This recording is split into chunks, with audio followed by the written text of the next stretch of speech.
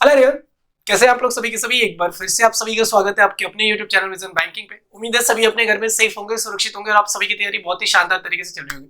Banking exam 2023 आपके साथ start हो चुकी है। लाइंड अप आपके पास नोटिफिकेशन आनी स्टार्ट हो जाएंगी। अभी आपने LIC AO, LIC ADO की नोटिफिकेशन देखी है। कुछ दिनों के बाद आपको RBI असिस्टेंट की नोटिफिकेशन मिलेगी और IBPS ने भी अपना कैलेंडर लॉन्च कर ही दिया। तो उसके अकॉर्डिंग अगर देखो तो RRB PO का पेपर आपका फर्स्ट वीक से स्टार्ट है अगस्त में, तो जून एंड तक आपको नोटिफिकेशन मिल जाएगा। जुलाई और अगस्त के एंड में आपका IPS क्लर्क भी हो रहा होगा, तो जुलाई फर्स्ट वीक या जुलाई मिड वीक तक आपको IBPS का भी जो भी नोटिफिकेशन है वो देखने को मिल जाएगा। तो अब तैयारी एक डायरेक्शन के साथ शुरू कर देनी चाहिए थी और बहुत सारे बच्चों ने कर भी दी होगी।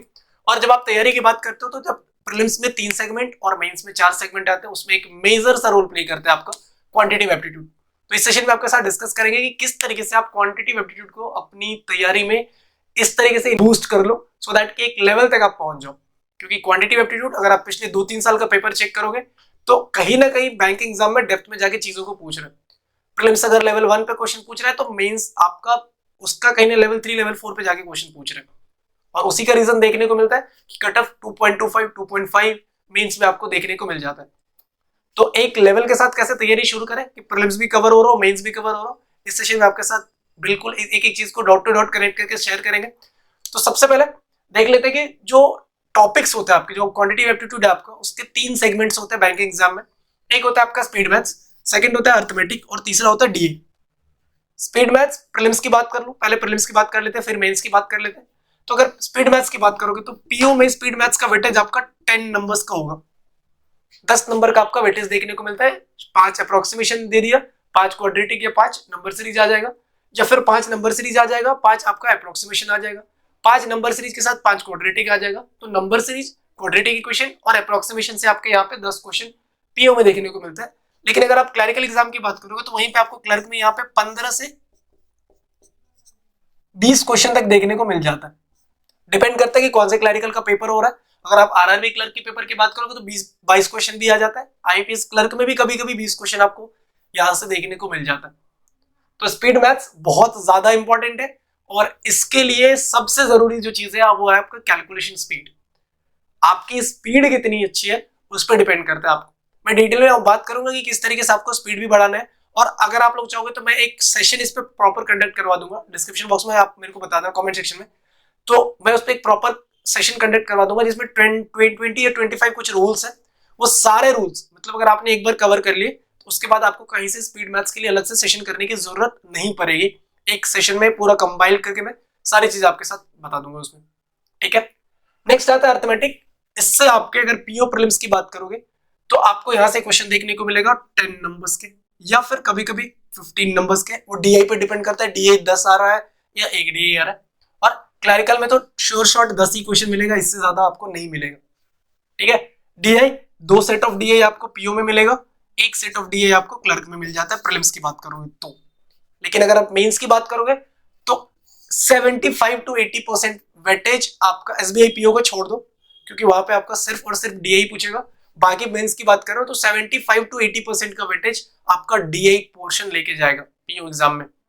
क्लरिकल में आपका मिक्स क्वेश्चन आता है, अर्थमेटिक भी आता है, Q1 Q2 भी आता है और स्पीड मैथ्स के भी क्वेश्चन 8-10 क्वेश्चन आपको क्लरिकल में देखने को मिल जाएंगे। अर्थमेटिक एक मेजर रोल प्ले करेगा PO प्रीलिम्स में भी और PO मेंस में भी। ठीक है, एक एक करके डिस्कस करते हैं। स्पीड मैथ्स को पहले लेते हैं, फिर अर्थमेटिक को लेंगे और फिर अपन बात करेंगे DI पे।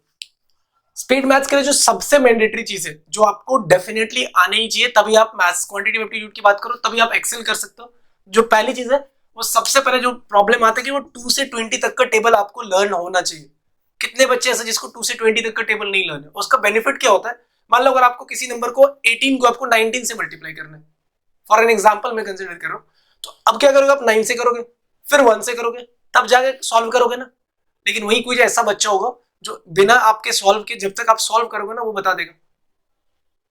उन्होंने कहा 19 का स्क्वायर कितना होता है? 361 होता है, 19 माइनस कर लेगा वो तब तक।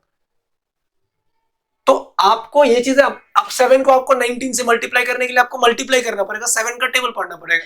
लेकिन आपको अगर 19 का टेबल लर्न है तो आप सीधा बोलोगे ना 19 7 133। तो टेबल लर्न करना सबसे मैंडेटरी चीज है। अगर किसी नंबर को आपको 18 से मल्टीप्लाई करना है तो आप 8 से और 1 से मल्टीप्लाई नहीं करोगे, डायरेक्ट 18 से मल्टीप्लाई कर पाओगे। अगर आपको 52 को 18 से मल्टीप्लाई करना है तो आप पहले ये नहीं करोगे पहले 8 से मल्टीप्लाई करते हैं या फिर करते, नहीं ऐसा काम ही नहीं बनेगा। 18 को 52 से करना है, 936 आंसर लिखना है। कैसे? 18 को 50 से करूंगा तो 900, 18 को 2 से किया तो 36, काम बराबर 936। समझ में आ रही बात है? तो मैंने जो आपको बोला था कि मैं 25 रूल्स का आपको एक वीडियो दे दूंगा, मैं उसमें सारी चीजें कंपाइल करके दूंगा, बट फिलहाल के लिए आपको 20 तक का तो टेबल लर्न करना पड़ेगा। इसकी कोई आपके पास शॉर्टकट्स नहीं है, कोई ट्रिक्स नहीं है, आपको ये चीजें लर्न करनी पड़ेगी। तो एक पेज पे लिखो 2 से 20 तक का टेबल और दिन में 2 बार 3 बार उसको रिवाइज करो। बस ये मत सोचो कि मुझे रटना है। अब आप क्लास 2nd 3rd 4th के बच्चे तो नहीं हो कि आपको 2 का टेबल लर्न करना पड़ेगा, है ना, बट आपको वो चीजें रिविजन में इस तरीके से लानी होंगी सो दैट कि वो प्रैक्टिस में आपकी आ जाए। ठीक है, नेक्स्ट चीज है 1 से लेके 30 तक का स्क्वायर याद होना चाहिए। बहुत सारे बच्चे जिनको 20 तक का तो बिल्कुल याद होगा, है ना, 20 तक में आपसे कुछ भी पूछे नहीं, 20 तक तो 10 तक तो याद होगा ना, क्योंकि 10 तक का तो टेबल आता है, उसका उसी टाइम मल्टीप्लाई करना होता है। 9 9 जा 8 8 जा 7 7 जा 6 6 जा 5 5 जा 4 4 जा, तो 10 तक तो याद होगा। 11 से 30 तक लिखो और लर्न करो। ठीक है, और उस वीडियो में आपको पूरा मिल जाएगा 1 से लेके 130 तक का कैसे बन जाएगा, क्योंकि अगर आपको 1 से लेके 30 तक का स्क्वायर याद है तो आप 1 से लेके 130 तक का स्क्वायर बना सकते हो, किसी भी नंबर का बना सकते हो। ये चीज क्लियर है? और थर्ड इंपॉर्टेंट चीज कि 1 से लेके 20 तक का क्यूब लर्न करो। ये तीनों अगर लर्न है ना, स्पीड मैथ्स में आपसे कोई हाथ नहीं मिला सकता। लेकिन जब तक ये 3 नहीं होगा ना, आप कितनी भी प्रैक्टिस कर लो कि मैं अपनी स्पीड को इंक्रीज कर लो, कभी नहीं होगा। क्योंकि जितने टाइम में आप 72 को 34 से मल्टीप्लाई करोगे, मान लो यहाँ पे, चलो ठीक है, 72 को 34 से मल्टीप्लाई करोगे ना, उतने देर में कोई बच्चा इसको डायरेक्ट मल्टीप्लाई कर लेगा 144 को 17 से मल्टीप्लाई करके, क्योंकि उसको 17 का टेबल आता है। आई बात समझ में? तो वो चीजें आपको टेबल लर्न करने का कोई सब्स्टिट्यूट नहीं है, वो आपको करना ही पड़ेगा। अब मान लो कि आप एक एग्जाम देने जा रहे हो, इसका कोई सब्स्टिट्यूट है कि मैं घर पे बैठ के एग्जाम दे सकता हूँ? नहीं दे सकते ना, सेंटर तक जाना होगा। तो सेंटर तक जाने के लिए आपको ऑटो रिक्शा वगैरह जो भी आपकी व्हीकल्स है वो लेना पड़ेगा ना। तो वही चीज है, अगर क्वांट सीखना है तो उसके लिए आपको मल्टीप्लिकेशन, आपको टेबल, आपका स्क्वायर और आपका क्यूब मतलब टिप ऑफ द टंग होना चाहिए। तो ये अभी से कर लो, एक चार्ट बना लो, 2 से 20 तक का टेबल लिखो, 1 से 30 तक का स्क्वायर लिखो और 1 से 20 तक का क्यूब लिखो। यकीन मानो 5 दिन प्रैक्टिस करोगे, 5 दिन रिवीजन करोगे, छठे दिन आपको याद करने की अलग से जरूरत नहीं पड़ेगी। ठीक है, और ये स्पीड मैथ्स की ना जरूरत आपको तब याद आएगी जब आप डीआई में एवरेज रेशियो कैलकुलेशन निकाल रहे होगे। और जब आपको लगे, और जिन भी बच्चों का ये क्लियर है, आपको क्या करना है, डेली का 20 मिनट्स, ओनली 20 मिनट्स में बोल रहा हूं, एक रफ शीट लेके बैठो, प्लेन सा रफ शीट लेके बैठो, जैसे ये रफ शीट है, मान लो ऐसे रफ शीट लेके बैठ गए और रैंडम नंबर लिखो। आपको 20 तक का टेबल याद है ना, आप लिखो 34 इंटू 48, ठीक है, आप लिखो 34 इंटू 16, आप लिखो 49 इंटू 14, 32 इंटू 17 और मल्टीप्लाई करने की कोशिश करो। पहले पेन पेपर पे करो, बट कुछ टाइम के बाद ऐसा होना चाहिए कि आपने 32 इंटू 17 लिखा तो आपको आना चाहिए 510 प्लस 34 544 आ जाएगा आंसर। ये कैलकुलेशन माइंड वाला आना चाहिए फिर आपका। ठीक है, और धीरे धीरे आ जाएगा, ऐसा नहीं कि आपको पहले दिन, दूसरे दिन, तीसरे दिन आ जाएगा। It will take time but it will definitely comes. कि एक टाइम आएगा जब आपका मल्टीप्लिकेशन ओरली ज्यादा कंफर्टेबल आप फील करोगे कंपैरेटिवली अगर आप लिखने की बात करोगे तो। अगर आपसे कोई पूछेगा कि 43 को 12 से मल्टीप्लाई कर दो, तो आप सोचोगे कि क्या लिखना सर, 12 का 4 गुना 48 मतलब 480 और 36 ऐड के 516। इस तरीके से आंसर आप भी बता पाओगे। ठीक है, स्पीड मैथ्स में कोई दिक्कत परेशानी नहीं होनी चाहिए। 3 ही सब्स्टिट्यूट है, पहले इनको लर्न करो, फिर मल्टीप्लाई वाली चीजें ज्यादा प्रैक्टिस करो, रैंडम नंबर में मल्टीप्लाई करने की कोशिश करो आप। ठीक है, मैं इस एक वीडियो प्रॉपर लाके आपको पिन कर दूंगा, इसी वीडियो के एंड में डिस्क्रिप्शन में भी डाल दूंगा उसको। बात कर लेते हैं सबसे इंपॉर्टेंट पार्ट जो होता है क्वांटिटेटिव एप्टीट्यूड का, जिसमें बहुत सारे बच्चों को प्रॉब्लम आता है, वो है अर्थमेटिक में। क्यों? क्योंकि अर्थमेटिक के कॉन्सेप्ट्स इतने ज्यादा है और आजकल हम क्या करते हैं ना, बेसिकली प्रीलिम्स एग्जाम की पॉइंट ऑफ व्यू से हम बहुत सारे कॉन्सेप्ट्स ट्रिक्स के थ्रू सीखना चाहते हैं। हम चाहते हैं कि कितना शॉर्टकट सीख लेना उतना ज्यादा बेनिफिट हो जाए। तो मैंने यहाँ पे क्या किया, आप देख रहे हो टोटल जितने भी आपके टॉपिक्स होते हैं, टोटल 12 टॉपिक्स आपके बैंकिंग एग्जाम में पूछे जाते हैं। तो मैंने इसको 3 टाइप में कैटेगराइज कर लिया। कैसे? पहला पार्ट आपको दिख रहा होगा क्या, रेशियो प्रोपोर्शन, एवरेज, पार्टनरशिप और मिक्सचर एलिगेशन। और मैंने इसको क्या लिखा, इजी टू लर्न। ये टॉपिक आपको सीखने में ज्यादा डिफिकल्टीज नहीं आएगी, क्योंकि आपने रेशियो प्रोपोर्शन, एवरेज और पार्टनरशिप तो आप बहुत अच्छे से पढ़ चुके होंगे पहले भी। वैसे पढ़े आपने बहुत सारी चीजें हैं, 10th लेवल तक सारी चीजें पढ़ी, बट ये 4 टॉपिक्स जो है ना, इसको आपको सीखने में ज्यादा दिक्कत नहीं होगी। सबसे पहला काम आपको अर्थमेटिक में करना क्या है वो भी बताऊंगा, बट पहले एक बार टॉपिक्स को देख लेते हैं। बाकी दूसरा टॉपिक क्या आता है, percentage, profit and loss, SICA, time and work और स्पीड टाइम डिस्टेंस। ये दूसरा कैटेगरी है और इसको मैंने वेरी वेरी इंपॉर्टेंट टॉपिक्स में रखा है। आपका बैंकिंग का कोई भी पेपर होगा, चाहे प्रीलिम्स या मेंस, अर्थमेटिक अगर आ रहा है तो कभी ऐसा पॉसिबल नहीं हो सकता कि इन 5 टॉपिक में से आपको क्वेश्चन ना आए। प्रीलिम्स में इन 5 के 5 टॉपिक से आपको क्वेश्चन देखने को मिलेगा ही मिलेगा, श्योर शॉट। ठीक है, मेंस में भी अगर अर्थमेटिक आ रहा है तो SICA, time and work, time and distance, profit and loss, ये सारी टॉपिक्स ऐसे जिसमें आपके मेंस से भी क्वेश्चन फ्रेम होने ही होने, तो इसलिए मैंने इसको वेरी वेरी इंपॉर्टेंट में रखा। तीसरा रखा है, मतलब डिफिकल्ट टॉपिक लगेगा क्योंकि हमने बहुत कम इसकी प्रैक्टिस करी है, परम्यूटेशन कॉम्बिनेशन है, प्रोबेबिलिटी है, मेंसुरेशन है। प्रीलिम्स के पॉइंट ऑफ व्यू से एक एक नंबर यहाँ पे बहुत ज्यादा जल्दी आप इजीली ले सकते हो, बट मेंस में अगर आपकी कॉन्सेप्ट तगड़ी नहीं है तो प्रॉब्लम होगा। तो बेहतर है कि इस टॉपिक को छोड़ दो। अगर आप चाहो तो इसको प्रीलिम्स पॉइंट ऑफ व्यू से एक गो थ्रू करके पढ़ सकते हो, but mains point of view से अगर आप पढ़ना चाहोगे फिर इसको भी डीपली जाके पढ़ना पड़ेगा चीजों को। ठीक है, तो देखो सबसे पहले अर्थमेटिक करना कहां से, आप किसी भी एजुकेटर को फॉलो कर लो। आप किसी भी एजुकेटर को फॉलो कर रहे हो, अभी बैंकिंग तैयारी करो, आप आशीष अरोड़ा को फॉलो कर लो, आप मेरी वीडियोस देख लो, आप कौशिक महांती सर को फॉलो कर लो, आप लर्निंग कैप्सूल पे जो पढ़ाते हैं हर्षल अग्रवाल सर उनको फॉलो, मतलब जो भी एजुकेटर बैंकिंग कैटेगरी में पढ़ा रहे हैं उनसे पढ़ा रहे हैं, आप किसी भी एजुकेटर को फॉलो कर लो। बेसिक टू मेंस लेवल का कॉन्सेप्ट जो पढ़ा रहे हैं आपको, मतलब 0 लेवल से लेके 3rd 4th लेवल तक अगर आपको टॉपिक वाइज पढ़ा रहे हैं, हर जगह फ्री में यूट्यूब पे अवेलेबल है यार, हर एजुकेटर के द्वारा अवेलेबल है, आप वो जाके पढ़ो। और कभी भी लाइव क्लास मत करना, मेरा एक रिकमेंडेशन होता है आपसे कि लाइव क्लास मत अटेंड करना, स्पेशली जो बहुत बड़े बड़े टीचर्स हैं। क्यों? क्योंकि वहां पे अगर आपका एक छोटा सा भी डाउट बनेगा ना, ऐसा नहीं कि वो अच्छा पढ़ाते नहीं है, इसलिए क्योंकि अगर आपका एक छोटा सा डाउट बनेगा ना तो वो क्लियर होने के चांसेस बहुत कम हो जाएंगे, क्योंकि वहां पे इतने सारे बच्चे के कमेंट्स लाइव चल रहे होते हैं कि आपका कमेंट तो उनको दिखेगा ही नहीं और आपका जो डाउट है वो डाउट ही रह जाएगा। तो कभी भी कोशिश करना जितना आप अवॉइड कर पाओ लाइव क्लासेस को, आप वीडियोस जो रिकॉर्डेड वीडियोस होती है, फिर लाइव क्लासेस जब एंड हो जाता है उसके बाद आप 1.5x 1x पे या जितनी भी स्पीड पे आप समझ पा रहे हो उस स्पीड पे देखो। एक बार पूरा टॉपिक कंप्लीट करो। मान लो आपने रेशियो प्रोपोर्शन कंप्लीट किया, रेशियो प्रोपोर्शन से 50 60 70 क्वेश्चन, जितने क्वेश्चन आप अटेम्प्ट कर पाते हो अटेम्प्ट करो। अटेम्प्ट करने के लिए डिस्क्रिप्शन बॉक्स में गाइडली का बंडल PDF दे रहा हूं, उसमें टॉपिक वाइज आपके पास हर चैप्टर का हर सब्जेक्ट से रिलेटेड क्वेश्चन है, चाहे आप क्वांट ले लो, रीजनिंग ले लो, इंग्लिश ले लो, हर टॉपिक से रिलेटेड टॉपिक वाइज क्वेश्चन मिलेगा। तो आप चाहो तो उसको परचेज कर सकते हो, कोड लगा लेना VB12, 12% का डिस्काउंट आपको मिल जाएगा वहां से। ये बात सही समझ में आ गई? ठीक है, तो आप वहां से प्रैक्टिस भी कर सकते हो और किसी भी एजुकेटर की, मैंने बोला ना, पूरी क्लासेस देखो। और एक बार में अगर एक टॉपिक समझ में नहीं आ रहा तो इसमें कोई शर्म करने की बात नहीं है कि मेरे को टॉपिक समझ में नहीं आया या उस टीचर ने अच्छे से नहीं पढ़ाया हुआ। बहुत सारे टॉपिक्स आपको ऐसे देखने को मिलेंगे जो पहले बार में आपको समझ में नहीं आएगा, आप उसको दूसरी बार देखो, आप उसको तीसरी बार देखो। आपके पास 12 टॉपिक है ना, अगर आप इन 3 टॉपिक्स को छोड़ भी देते हो तो 9 टॉपिक है ना। अगर आप एक टॉपिक को 5 दिन में भी कंप्लीट करते हो तो आप 45 विद इन 45 डेज आप अपना अर्थमेटिक कंप्लीट करके चले जाओगे, मतलब 1.5 महीने में। RRB PO कब है आपका? अगस्त में। तो 1.5 महीने में कंप्लीट करने के बाद भी आपके पास सफिशिएंट टाइम होगा टू प्रैक्टिस देम। आपको मॉक टेस्ट में प्रैक्टिस करने के लिए, चीजों के लिए बहुत सारी चीज टाइम मिलेंगी आपको। समझ में आ गया अर्थमेटिक का क्या कर रहे हैं?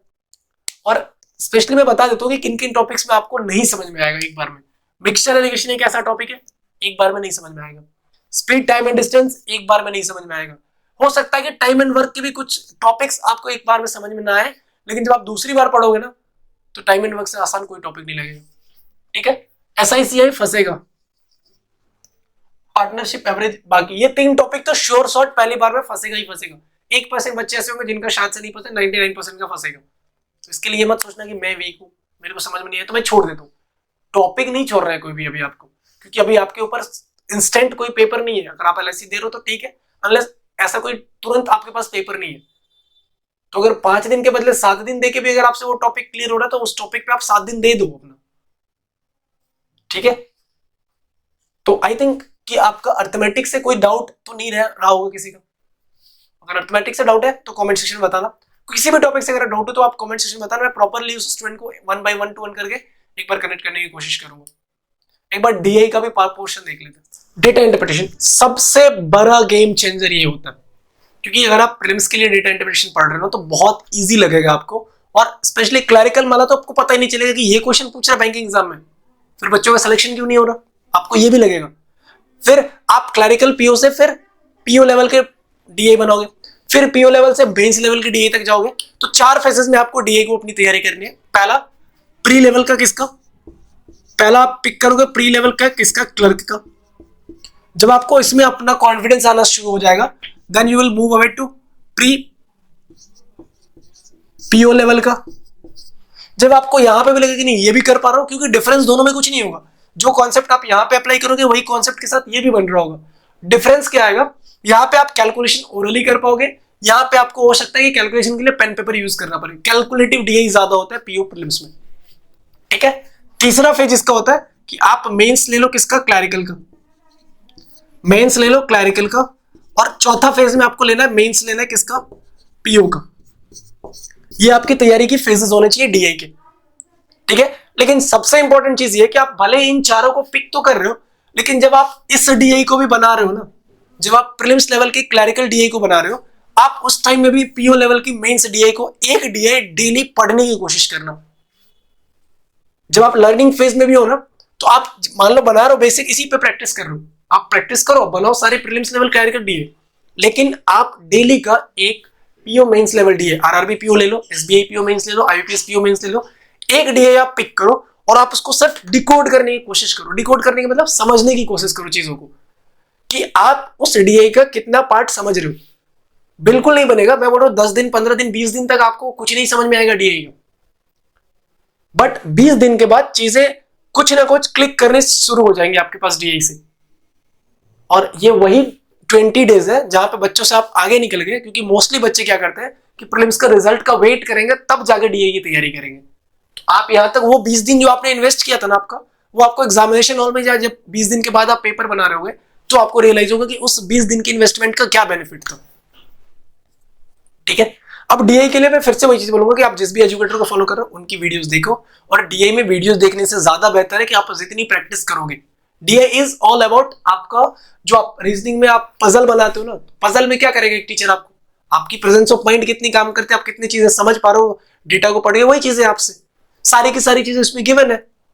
एक मान लेते क्लरिकल सॉरी एक प्रीलिम्स लेवल का जो डीए बनेगा वो क्या बनेगा, कुछ इस तरीके से बार दे दिया आपके पास 20 25 26 इस तरीके से डेटा दिया होगा 3 4 5 सालों का, बोलेगा सबका एवरेज निकाल दो, 2 का रेशियो पूछ लेगा। तो डीए का जो भी गेम बनेगा ना, वो प्रीलिम्स लेवल की बात करो, रेशियो एवरेज और परसेंटेज पे ही बनता है।